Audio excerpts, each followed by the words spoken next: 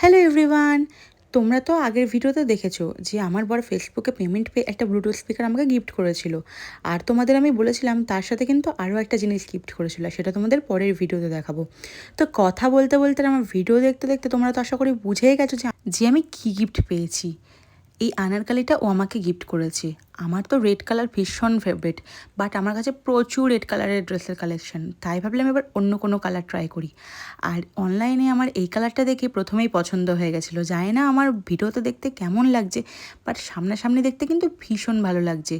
তো চলো তোমাদের ড্রেসটা পরে দেখা যায় কেমন লাগছে। তো কমেন্ট করে জানিও যে আমাকে এই ড্রেসটা পরে কেমন লাগছে। আর যদি ভিডিওটা ভালো লেগে থাকে তাহলে কিন্তু অবশ্যই একটা লাইক কমেন্ট শেয়ার করে দেবে।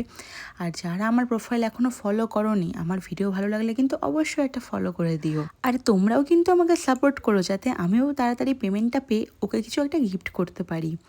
আর দেখো, আমি তো যখন ভিডিও করছিলাম ওরা তো আমার কাছে আদর খাবে বলে কতবার আসছিল। আমি বললাম দাঁড়া দাঁড়া, আমি ঠিক তোদের আদর করবো, কারণ সবসময় তো আমি ওদের আদর করতেই থাকি। Good night.